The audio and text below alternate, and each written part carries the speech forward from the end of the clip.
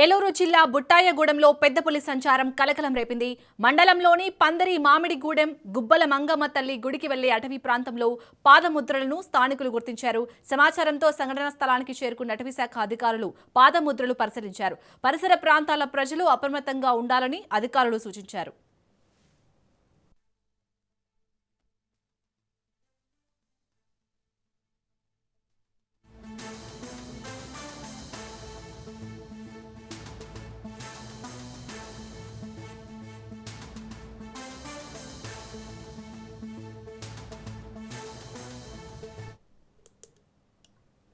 ఏలూరు జిల్లా బుట్టాయగూడెంలో పెద్ద పులి సంచారం కలకలం రేపింది.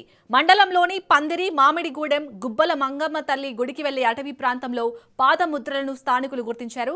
సమాచారంతో సంఘటనా స్థలానికి చేరుకున్న అటవీశాఖ అధికారులు పాదముద్రలు పరిశీలించారు. పరిసర ప్రాంతాల ప్రజలు అప్రమత్తంగా ఉండాలని అధికారులు సూచించారు.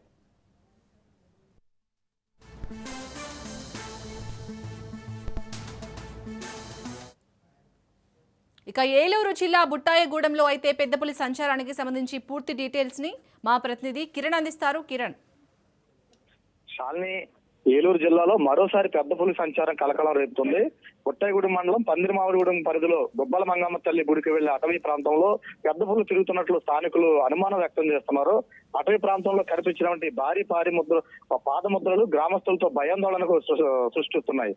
సమాచారం అందుకున్న అటవీ శాఖ అధికారులు వెంటనే సంఘటన స్థలానికి చేరుకుని పాదముద్రల ఆధారంగా పరిశీలించారు. పరిశీలించిన అనంతరం ఈ ప్రాంతంలో నిజంగానే పెద్ద పులి సంచరిస్తున్నట్లుగా అధికారులు కూడా నిర్ధారించారు.